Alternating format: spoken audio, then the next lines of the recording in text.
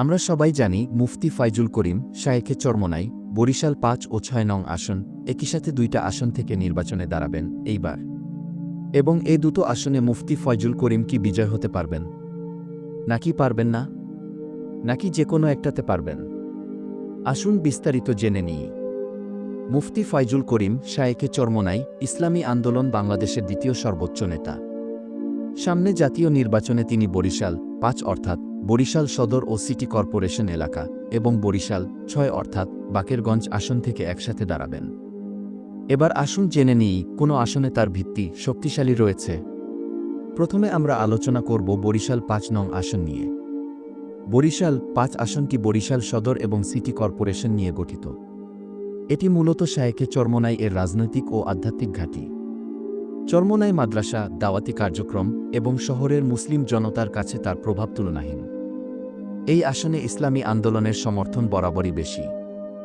যদিও গত ১৫ বছরে মানুষ সঠিকভাবে ভোট দিতে পারেনি, কিন্তু শহরের মানুষের এখনও মনে আছে বরিশাল সিটি কর্পোরেশনের নির্বাচনের কথা। সেখানে ইসলামী আন্দোলনের প্রার্থী মুফতি ফয়জুল করিম ভালো অবস্থানে ছিল।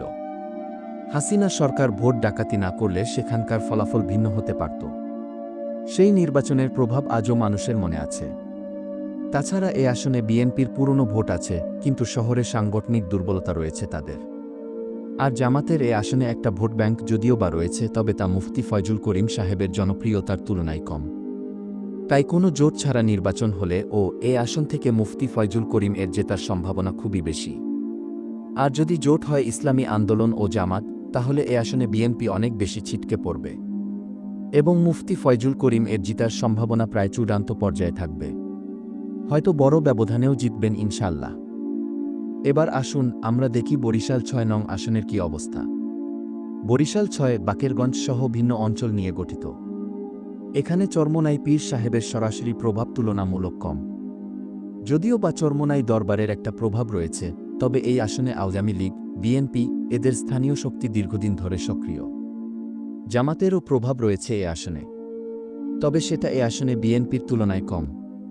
তবে ইসলামী আন্দোলনের দাওয়াতি কার্যক্রম, মসজিদ মাদ্রাসা ও আলেম সমাজের প্রভাব এখানে ধীরে ধীরে বাড়ছে। শহরের তুলনায় এখানে গ্রামীণ ভোট বেশি, তাই চরমোনাই এর দলীয় ঘাঁটি শক্ত হলেও সরাসরি জেতা সহজ নয়।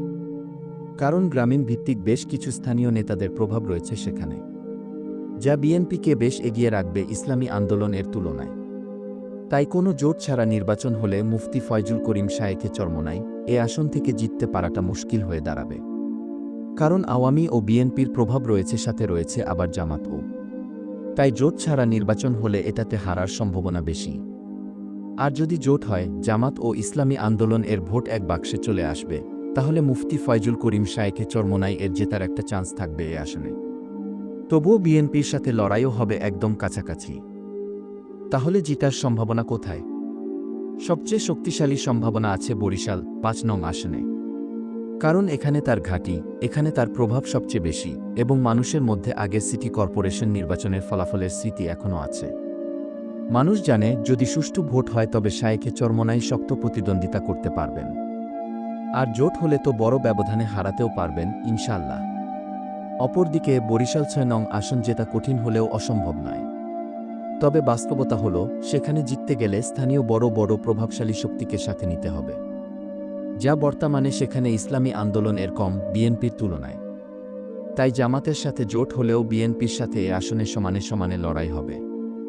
বিএনপি ও জিতে যেতে পারে, আবার শায়েখে চরমোনাই ও জিততে পারেন। আর জোট না হলে এ আসনে জিতা তুলনামূলক মুশকিল। সংক্ষেপে বলা যায়, বরিশাল ৫ হল তার আসল ঘাঁটি। এখানে তিনি সবচেয়ে বেশি সম্ভাবনাময়।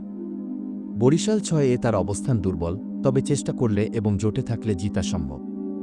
যদি বাস্তব রাজনৈতিক চিত্র দেখা হয়, তাহলে দুটি আসনেই একসাথে জেতা কঠিন হবে। তবে অন্তত বরিশাল ৫ থেকে জেতার সম্ভাবনা অনেক বেশি।